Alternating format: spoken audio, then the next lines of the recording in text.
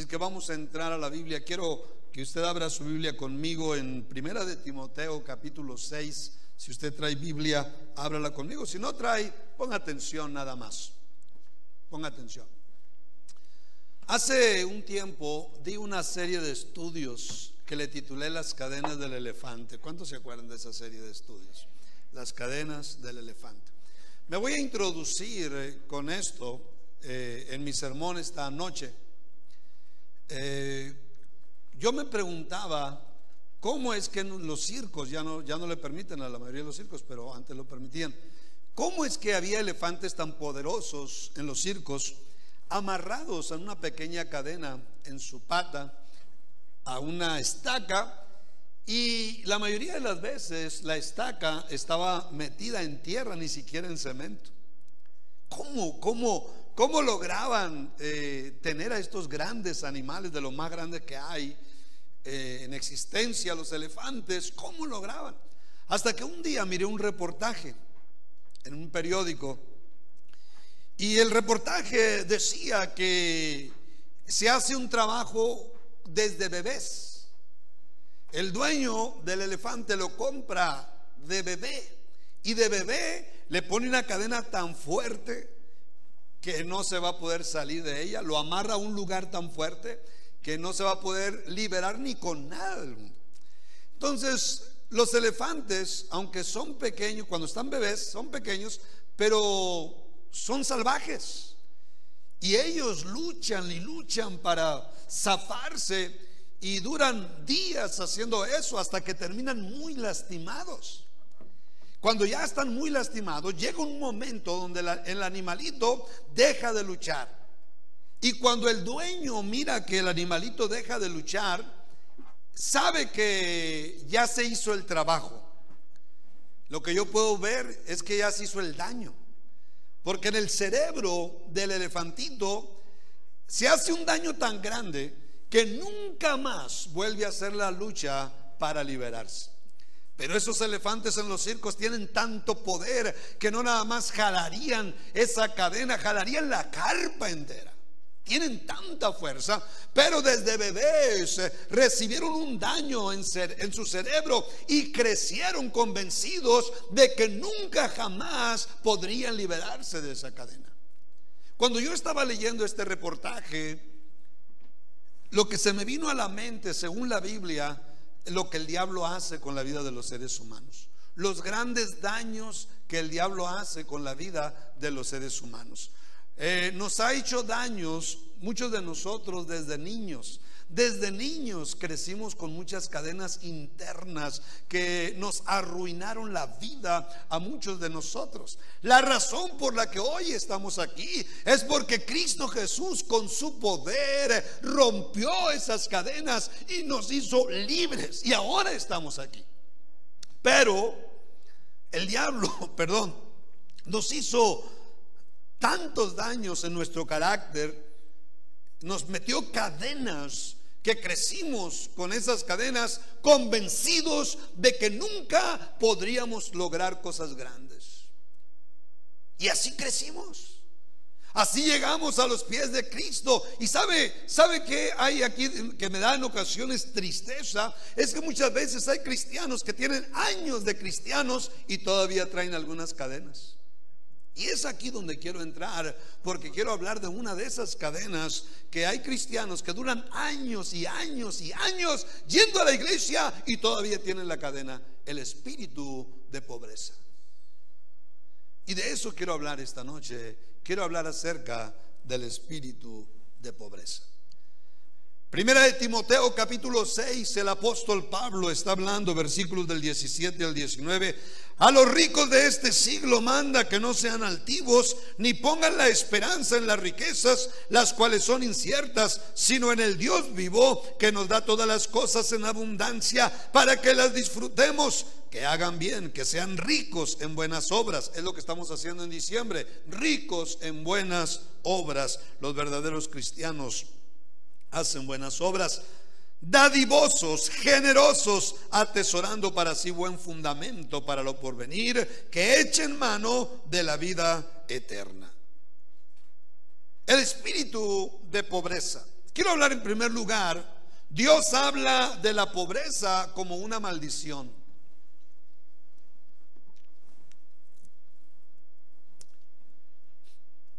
He tenido el honor de estudiar este libro por 43 años. Estoy a punto de terminar la número 29 ocasiones. Estoy ahorita pasando por el libro de los Hechos y estoy acercándome a terminar, y cuando termine me regreso a Génesis, como lo he hecho por 43 años, al primer capítulo, y volverla a empezar, porque este libro tiene una inteligencia inagotable, porque fue creado, fue dirigido, fue dictado por el más grande cerebro de todos los cerebros, el más grande catedrático de todos los catedráticos, el creador del universo, nuestro Dios, Cristo Jesús. Y una de las grandes maravillas que encuentro en este libro es que la pobreza no es aplaudida por Dios. La pobreza no fue creada por Dios. Al contrario, cuando la Biblia habla de la pobreza, la pone como una maldición, la pone como una consecuencia, como un mal resultado de malas decisiones que hacen los seres humanos. Le voy a dar unos ejemplos. Sígame, por favor, póngame atención. Le voy a dar unos ejemplos. Lo que la Biblia habla acerca de la pobreza, cómo pone la pobreza. Estaba recientemente leyendo un libro de Donald Trump y de Robert Kiyosaki, un libro de economía, y ellos decían, tú quieres estar en el lugar donde vas a bendecir, donde vas a hacer buenas obras. Tú no quieres estar del otro lado, donde a ti se te tienen que hacer buenas obras. ¿Por qué esto? Porque aún el mundo no mira la pobreza como una bendición. La mayoría de los candidatos de países pobres, aunque desgraciadamente muchas veces nos engañan, nos mienten, pero traen como bandera cómo bendecir a la gente pobre. Nuestro presidente, estoy confiado en que él está haciendo una labor maravillosa en el sureste del país, pero la mayoría de nuestros políticos descuidaron el sureste del país, las partes más pobres de nuestra nación. Ahora, ¿por qué todo esto? Porque hay algo malo en la pobreza. Nadie en su sano juicio quiere pobreza. El más ignorante de nosotros sabe que la pobreza es algo negativo. Bueno, la Biblia habla de la pobreza también como cosas negativas. Una de las razones, dice la Biblia, por la que viene la pobreza a la gente es por la desobediencia a las leyes de Dios. Hay muchos textos en la Biblia donde se habla que la desobediencia a las leyes de Dios trae pobreza a mucha gente. No es la única razón. Hay muchos ricos que desobedecen a Dios, pero sí es una razón en mucha gente, en millones de personas. Mire lo que dice la Biblia en Deuteronomio 28, versículos del 15 al 17. Pero acontecerá, si no oyeres la voz de Jehová tu Dios para procurar cumplir todos sus mandamientos y sus estatutos que yo te intimo hoy, que vendrán sobre ti todas estas maldiciones y te alcanzarán. Maldito serás tú en la ciudad, maldito en el campo, o sea, en el trabajo, maldito tu canasta, tu arteza de amasar. Como este texto, hay una gran cantidad de textos en la Biblia. No tengo tiempo para estar sacando muchos textos, pero hay una gran cantidad de textos en la Biblia donde muestran que una de las razones por la que mucha gente vive en pobreza es porque vive un estilo de vida quebrantando las leyes de Dios. Nada más hablemos de México. ¿Cuánta gente pobre en México vive entregada a los vicios como las drogas, el alcohol, la cerveza? Es un estilo de vida que quebranta las leyes de Dios.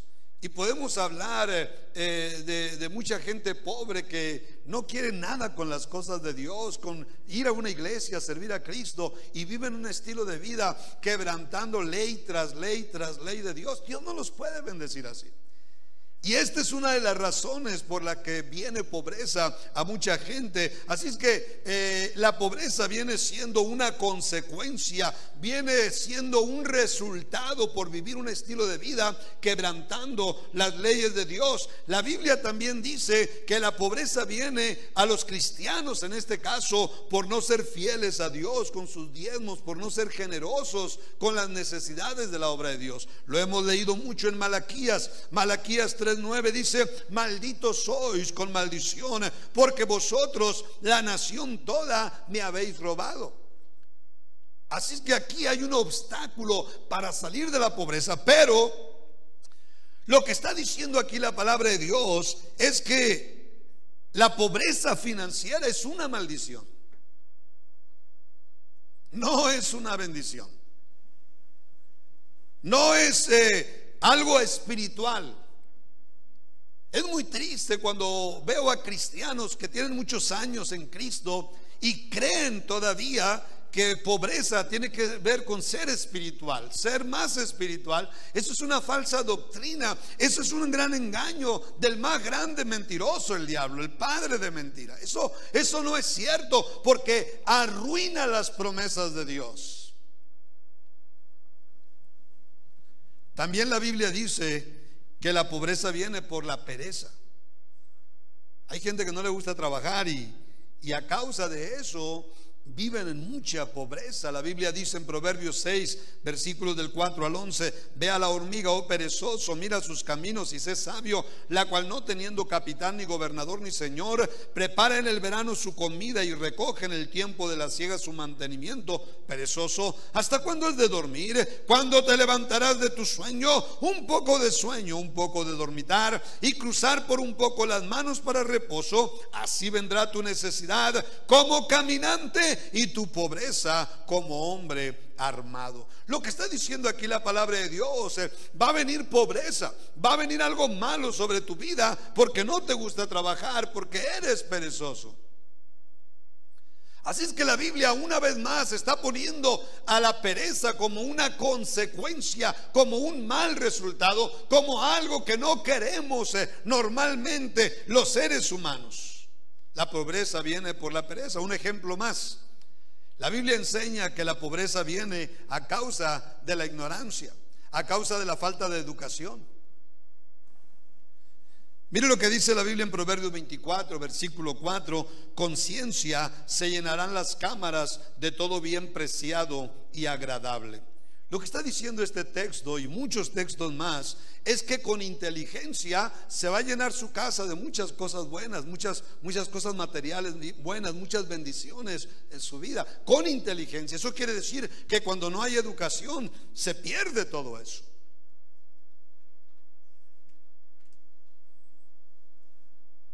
La importancia de la educación, sobre todo la educación financiera. Así que aquí dice la Biblia que donde hay ignorancia va a haber pobreza. Entonces, cada vez que la Biblia habla de pobreza, usted va a descubrir que es un mal resultado por malas decisiones que hacemos o que hacen los seres humanos. Nunca usted va a descubrir que está en el paquete de las bendiciones de Dios, en el plan de Dios. Al contrario, va a haber la pobreza siempre como una consecuencia, como un mal resultado. Mire, póngame atención en esto. A causa de la pobreza, la gente no cuenta con la mejor alimentación. Estoy hablando de alimentación de calidad. No cuenta con las mejores medicinas, los mejores médicos, con los mejores enseres necesarios para los diferentes climas, ropa gruesa, calefacción, aire acondicionado, etc. A causa de la pobreza, mucha gente no tiene buena casa, buenos medios de transporte. La pobreza roba muchas bendiciones económicas y materiales. A causa de la pobreza no hay viajes, no hay vacaciones, no hay muchas bendiciones. ¿Dónde está la bendición de la pobreza? Según la Biblia, la pobreza fue inventada en el infierno para ayudar a arruinar la vida de los seres humanos.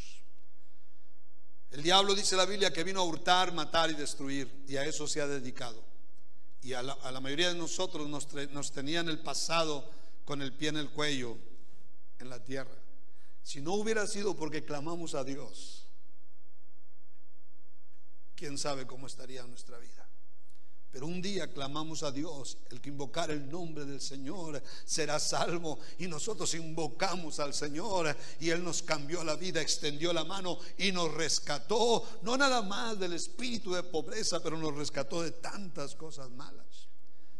Así es que la Biblia, cuando habla de pobreza, está hablando como una maldición, nunca como una bendición. Quiero ir a mi segundo punto. Dios nos salvó también para bendecirnos financiera y materialmente.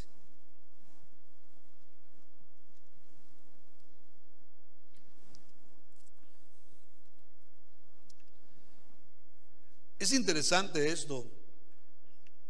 Cuando digo también, porque hay cristianos que pueden durar años en la iglesia y todavía estar pensando que Dios los salvó solamente para que ya no tengan vicios, solamente para que su matrimonio no se destruya, solamente para que no se vayan al infierno eterno. Y todo eso son tremendas bendiciones, sobre todo lo que tiene que ver con la eternidad. Pero hay un paquete en la Biblia, hay un paquete completo.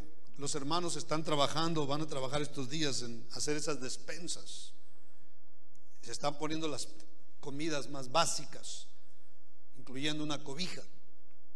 Es un paquete que se va a ir a regalar a muchos hogares. Cristo Jesús, cuando murió en la cruz del Calvario por nosotros, fue para salvarnos. Y la salvación contiene un paquete muy completo. No nada más la vida eterna, pero hay una cantidad de promesas que nos dejó el Señor en la Biblia, en su palabra, por escrito, quedaron por escrito, para que nunca se olviden. Y esas promesas tienen que ver con una vida bendecida en la tierra. Cristo murió para que vivamos bendecidos en la tierra de mil formas, 80, 90 años, lo que Dios nos dé de vida, una vida bendecida. Por eso les digo, Dios nos salvó también para bendecirnos financiera y materialmente. Mire, el apóstol Pablo está escribiendo este texto que hemos leído. El versículo 17 dice: a los ricos de este siglo, había ricos en las iglesias, manda que no sean altivos ni pongan la esperanza en las riquezas, las cuales son inciertas. Ciertamente así son inciertas. Pongan su esperanza en el Dios vivo. Y después dice que nos da todas las cosas. Subraya la palabra todas. Y después dice en abundancia, no poquito, en abundancia. Y número 3, para que las disfrutemos. ¿Qué hace usted con ese texto? ¿Lo acepta como palabra de Dios? ¿O las cadenas del elefante no le permiten aceptar este texto y otros más que les voy a leer en los próximos minutos? Hay textos en la Biblia que las cadenas del elefante no le dejan ver, no le dejan creer. ¿No cree usted que ya es mucho el daño que el diablo le hizo en todo su crecimiento desde pequeños? ¿No cree usted que ya es hora que se rompa la cadena del espíritu de pobreza en su vida? Qué interesante, dice que nos da todas las cosas. Número 2, en abundancia. Y número 3, para que las disfrutemos. Hay veces que hay cristianos que creen que es pecado disfrutar un buen automóvil, una buena casa, un buen mueble, un viaje, etcétera. Hermano, le voy a decir como mis hermanos capitalinos, chilangos. Tenemos muchos hermanos chilangos. No invente. Mire, ya hay muchos pecados. ¿Para qué va a inventar usted otro más o otros más? No invente pecados, ya hay muchos. El Señor Jesucristo dijo: conocerán la verdad y la verdad los hará libres. ¿Y saben dónde está la verdad? En la Biblia. Ahí están todas las promesas. Y el apóstol Pablo, que fue el hombre de Dios más poderoso del Nuevo Testamento, el que más influencia ha traído sobre los cristianos, él está hablando del Dios vivo, número uno, que nos da todas las cosas, número dos, en abundancia, y número tres, para que las disfrutemos. ¿Qué tanto entiende usted la palabra abundancia? Mire, algunos sinónimos de la palabra abundancia son: a granel, de lo lindo, a carretadas, a chorros, de sobra, raudal, saciedad, exceso, demasía, riqueza, opulencia y fortuna. Estos son algunos sinónimos de la palabra abundancia. Así es que la Biblia, que es la misma palabra de Dios, contiene una gran cantidad de textos donde Dios una y otra vez promete una vida financiera pero muy bendecida. Yo sé que la mayoría de nosotros llegamos pobres a los caminos del Señor por las cadenas del elefante. La mayoría de nosotros llegamos arruinados, pero fuimos conociendo las verdades de Dios, y las verdades de Dios nos fueron haciendo libres. Y entre esa libertad maravillosa es la cadena del elefante del espíritu de pobreza. Un economista cristiano dice lo siguiente: el Señor Jesús dio 38 parábolas. 16 de las 38 nos enseñan cómo manejar nuestras posesiones. En el Nuevo Testamento hay 500 versículos sobre la oración y 500 versículos sobre la fe, pero hay más de 2000 versículos sobre cómo alcanzar libertad financiera. Qué impactante es eso. Esto nada más en el Nuevo Testamento. Ahora imagínense el Antiguo. Mire, nuestro texto principal es el apóstol Pablo, el que está hablando de una economía abundante, pero le voy a leer tres textos más de la Biblia que son de los más claros, de los más contundentes, donde Dios, a través de diferentes hombres de Dios, a través de diferentes escritores, repite que Él quiere darnos una economía abundante. Abundante. Vamos a empezar con el más sabio de todos los tiempos, Salomón. Miren lo que escribió Salomón por la inspiración del Espíritu Santo en Proverbios 3:10. Dice: y serán llenos tus graneros con abundancia, y tus lagares rebosarán de mosto. Está hablando de economía, exclusivamente de economía. Abundancia, dice, va a haber abundancia en tu vida. Ahora vámonos unos 400 años después al profeta Malaquías. Y mire lo que dice Malaquías, inspirado por el Espíritu Santo, en Malaquías 3, versículos del 10 al 12.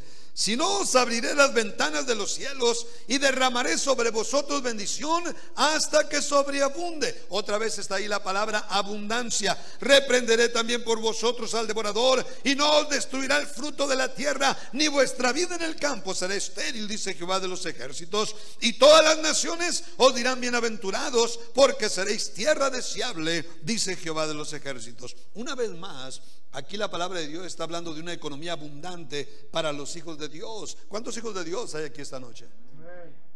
Vámonos 400 años después de Malaquías, después de que existió el profeta Malaquías, vámonos hasta el apóstol Pablo, un aproximado de 400 años más. Y mire lo que escribió, oiga lo que escribió. No es el texto principal, es otro texto. Segunda de Corintios 9, versículo 8, dijo así: y poderoso es Dios. ¿Cuántos saben que Dios es poderoso? Y poderoso es Dios para hacer que abunde en vosotros toda gracia, a fin de que teniendo siempre en todas las cosas todo lo suficiente, abundéis para toda buena obra. Este texto está hablando de economía. ¿Y sabe qué me impacta? Porque está hablando de una economía muy abundante que Dios quiere darle a su iglesia, a su pueblo. Ya no es el Antiguo Testamento, ahora es el Nuevo Testamento. Y aquí está diciendo para hacer que abunde. Otra vez está usando la palabra abundancia. Fíjese bien, diferentes generaciones, diferentes hombres de Dios, diferentes escritores de la Biblia, todos están usando la palabra abundancia para tratar el tema de la economía. Pero me llama mucho la atención cuando dice teniendo siempre, no un año sí, un año no, 6 meses sí, 6 meses no. Teniendo siempre, 2, en todas las cosas, todo lo suficiente, y 4, abundéis para toda buena obra. Qué tremendo es tener dinero para vivir bien bendecidos nosotros con nuestra familia, pero también para que abundemos en buenas obras, para que estemos dando diezmos, promesas, haciendo buenas obras como las que estamos haciendo este mes de diciembre. Aquí el apóstol Pablo está hablando de una economía abundante. Estos textos hacen pedazos el espíritu de pobreza. Viene del infierno, del diablo, del destructor, del devorador, del engañador. La pobreza fue inventada no en el plan de Dios, fue inventada en el mismo infierno. Yo le pregunto, ¿qué hace usted como cristiano con estos 3 textos? ¿Cómo trata usted a la Biblia? ¿Es usted todavía un incrédulo? ¿Es usted un cristiano con todavía mucha incredulidad? ¿Cómo trata usted con esta información que le estoy poniendo delante de usted?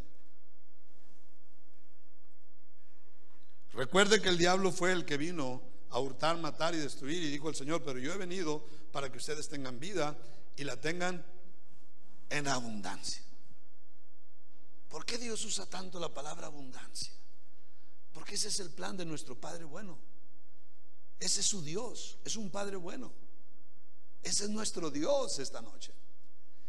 Dice Pablo en nuestro texto principal que nos da todas las cosas en abundancia para que las disfrutemos. Recuerdo yo automóviles que nos dejaban tirados en las carreteras. Una noche mi esposa y yo dormimos ahí entre Hermosillo y Guaymas y nos despertaron las vacas. En otra ocasión íbamos en el automóvil y de pronto 100 kilómetros por hora se apagan las luces completamente. Si hubiera visto cómo oramos en ese momento, la mejor oración que he hecho en mi vida, yo creo, en el nombre de Cristo y en el nombre de Cristo. Imagínense, por la gracia de Dios terminamos en el centro de la carretera y muchas cosas que vivimos. ¿Se disfrutó eso? Nunca, jamás. Esas cosas no se disfrutan. Dice la palabra de Dios, dice Pablo, que Dios nos quiere bendecir con abundancia, pero para que disfrutemos las bendiciones. El Salmo 107, versículo 41 dice: levanta de la miseria al pobre. Qué interesante. Ese es nuestro Dios. Levanta de la miseria al pobre. Nos ha salvado de la pobreza, muchos de nosotros, pero no para dejarnos iguales, sino para cambiar nuestra historia. La cuarta transformación, dice el presidente de la República, y estoy orando para que Dios le ayude a que suceda realmente y que México sea un país bendecido. Pero aquí está nuestro Dios queriéndonos cambiar, transformarnos. Y entre todas las cosas transformar nuestra economía. Primera de Samuel capítulo 2 versículo 8 dice que Dios levanta del polvo al pobre para hacerle sentarse con príncipes y heredar un sitio de honor. Ese es nuestro Dios. ¿No le da un aplauso a Cristo? ¿No cree usted que se merece un aplauso de alabanza? Dios, te alabamos, te damos gracias, Señor. Bendito seas, Dios. Gloria a tu nombre. Te alabamos, Santo de Israel. Gracias, Señor. Así es que Dios nos salvó también para bendecirnos financiera y materialmente. Ese es el plan de nuestro Dios. Aquí el apóstol Pablo está hablando, está diciendo: el Dios vivo que nos da todas las cosas en abundancia para que las disfrutemos. Quiero ir a mi tercer punto. Quiero hablar en unos minutos, pocos minutos que me quedan, de los secretos de Dios para terminar de una vez por todas con el espíritu de pobreza. Hay un pastor y escritor cristiano, pastor. Él dijo estas palabras: hay secretos en la palabra de Dios que le conducirán a la libertad financiera y a la abundancia sobrenatural. Estos secretos o principios harán que usted tenga éxito, llevarán su prosperidad personal a niveles que dejarán pasmada su mente.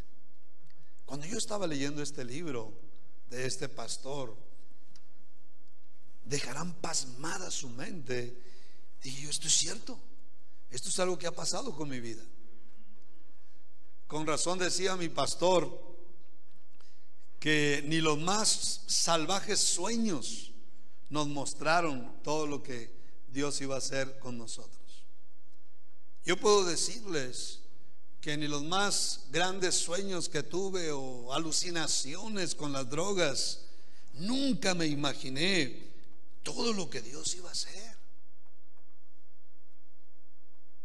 Entonces, cuando Dios nos salva, nos tiene un libro, la Biblia, es el libro de Dios, y en ese libro están los secretos de Dios, la inteligencia del ser más inteligente, para que rompamos cualquier cadena del elefante. Me encanta cómo el profeta Jeremías lo describe de esta manera. Jeremías 33:3: clama a mí y yo te responderé y te enseñaré cosas grandes y ocultas, o sea, secretos que tú no conoces. ¿Cuántos de ustedes se acuerdan que cuando llegamos a la iglesia éramos totalmente ignorantes de las cosas de Dios? No sabíamos nada de profecías, de leyes de Dios, enseñanzas de Dios, no sabíamos nada de promesas de Dios, no sabíamos nada. Pero al estar viniendo a la iglesia y escuchar predicaciones, estudios todos los domingos, todos los miércoles, todos los domingos, todos los miércoles, empezamos a conocer secretos de Dios, secretos de la Biblia. Cuando empezamos a estudiar, y qué esperanza tan grande poder decirles que Dios nos dejó en la Biblia secretos divinos para prosperar financieramente, y son secretos cómo está el mundo. No son secretos donde Dios dice: no hay corrupción en tu país, esto va a funcionar si lo maravilloso, lo sobrenatural, lo milagroso, las grandes crisis que hay en el mundo. ¿Por qué? Porque estos secretos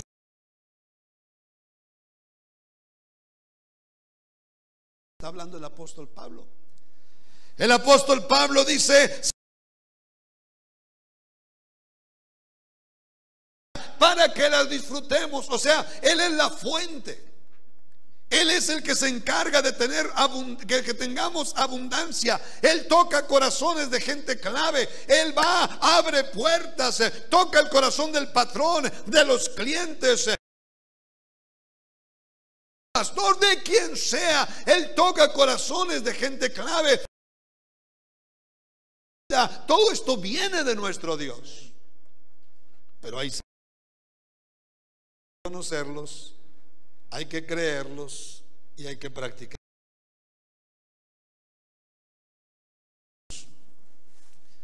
7 secretos.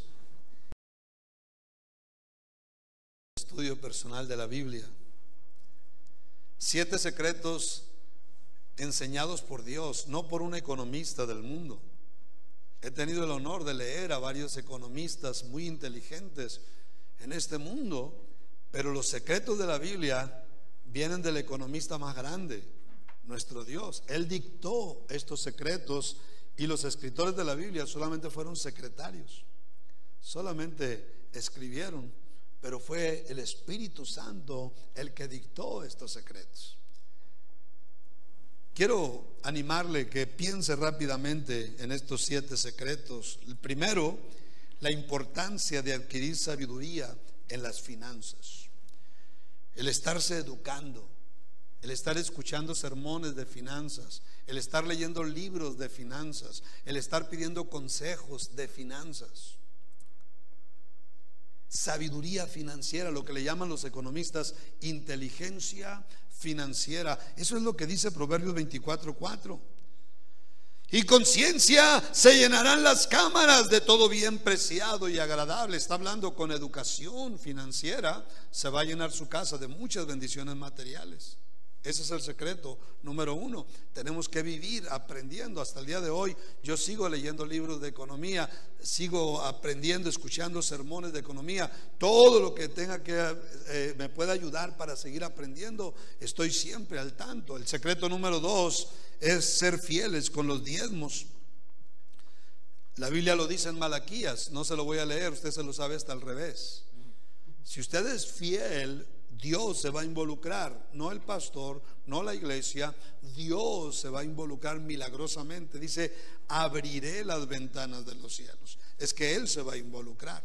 El secreto número tres es ser generoso con las necesidades de la obra de Dios, con los necesitados, con gente que nos bendice. Simplemente ser generoso. Y regresamos a Malaquías, donde Dios dice: yo te voy a abrir ventanas de los cielos.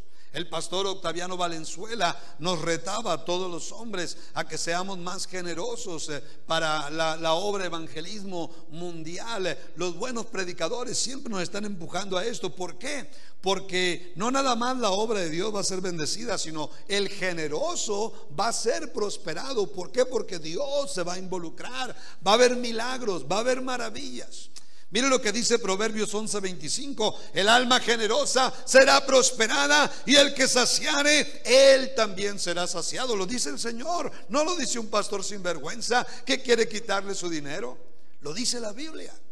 ¿Cómo trata usted la Biblia? Si usted es un cristiano que todavía tiene mucha incredulidad en la Biblia, en Dios, pues usted va a vivir con esa cadena del elefante.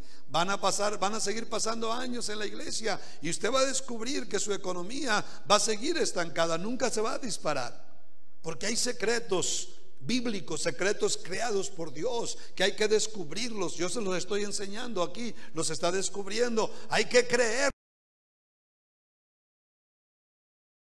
Yo no puedo practicarlos por usted. El secreto número 2. Dice la palabra de Dios en Romanos 13: no le debas nada a nadie. Los préstamos, hay que pagar intereses, y usted siempre le está dando el dinero a los ricos.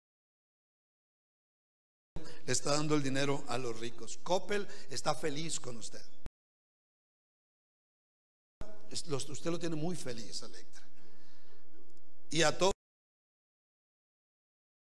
ellos, yo no tengo nada en contra de ellos. Son ricos, son inteligentes, pero a crédito le estamos dando intereses y mucho dinero cuando baratas. Pero usted no quiere ahorrar, ¿verdad? Porque fíjese,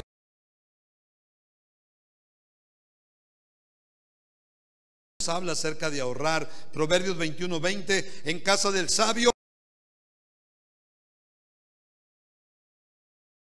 lo que tiene, o sea, no ahorra. El necio y el ignorante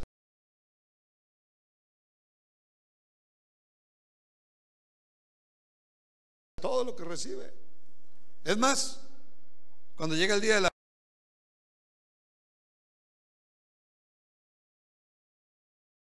adelanto, el próximo miércoles voy a predicar otro sermón de finanzas.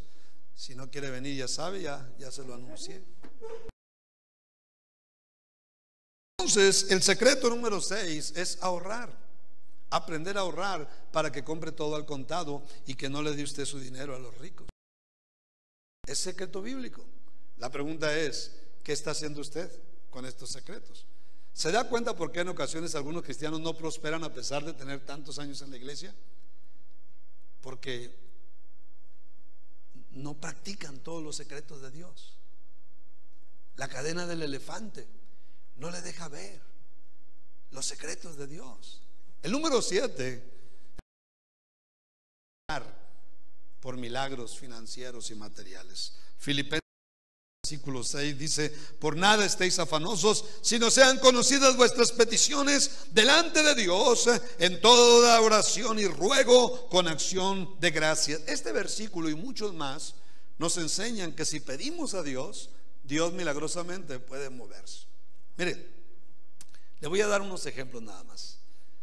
Estuvimos orando cuando yo pastoreaba la iglesia de los Mochis. Estuvimos orando por el terreno de Enseguida, y el dueño se enteró de que estábamos orando por su terreno y me mandó decir que ni de loco me vendía, que él tenía muchos años ahí, que él no se iba a ir. Y cuando yo escuché eso, me picó la cresta. ¿Y qué cree? Empecé a orar más. Y 2, 3 meses me mandó llamar: pastor, le vendo el terreno. No, que no. A ver, y lo compramos, ese terreno y otro terreno para la iglesia. Cuando estábamos orando aquí por un terreno, la iglesia de Nogales nunca había tenido un terreno propio en toda su historia. Más de 30 años, casi 40, nunca había tenido un terreno propio. Pero empezamos a orar. ¿Se acuerda que empezamos a orar por terreno? Y de repente compramos un cerro que estaba aquí. Aquí era un cerro, porque aquí se venden cerros. Y compramos este cerro, lo rebajamos y mire lo que hay ahora. ¿No le da un aplauso a Cristo Jesús por todo esto? Aleluya, te alabamos, Señor. Gracias, Jesús. Gracias, Señor. Gracias, Dios. Estos son los secretos de Dios para romper de una vez por todas con esa cadena del elefante que se llama espíritu de pobreza. Yo quiero terminar mi sermón. Un cristiano, por lo más pobre que llegue a los caminos de Dios, si descubre estos secretos, que los tiene que descubrir, conocerán la verdad y la verdad los hará libres. Si los empieza a creer y a practicar fielmente estos secretos de Dios, inevitablemente le darán una economía que siempre estará creciendo. Inevitablemente.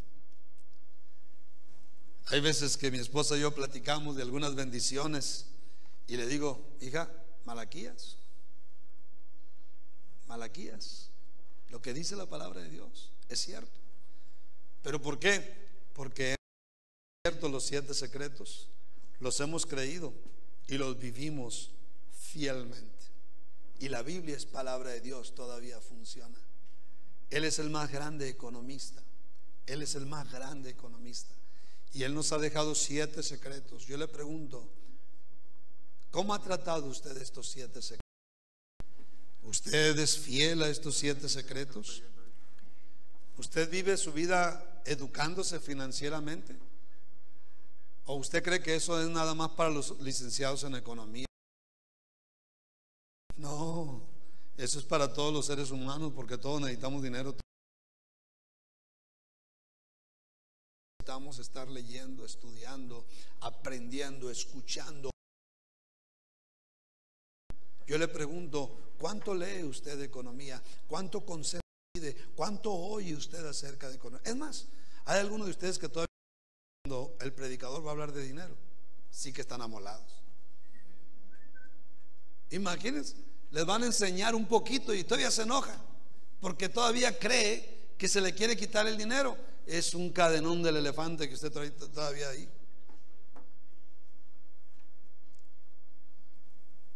¿Cómo trata usted la sabiduría en las finanzas, la excelencia en el trabajo, que no sea perezoso, la fidelidad en los diezmos, la generosidad, el no tener deudas ni créditos, el ahorrar, el estar orando siempre por milagros financieros?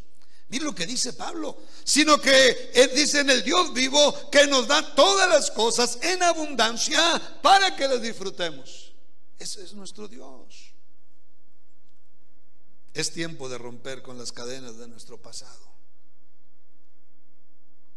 Es tiempo de romper. Si usted está casado y no le importa mucho eso, hágalo por su esposa y por sus hijos. Usted muérase de miseria si quiere, pero tiene una esposa, tiene hijos. Hágalo por ellos. Pero Dios quiere que usted rompa esa cadena, que todos sus hijos rompan esa cadena del pasado y que empecemos a tener una vida bendecida. No nada más unos cuantos, sino todos, todo hijo de Dios empiece a romper las cadenas del elefante y empiece a romper con esa maldición, con el espíritu de pobreza. Vamos a darle un fuerte aplauso a Cristo Jesús. Oh Dios, te alabamos, Señor. Dios, te damos a ti toda la gloria.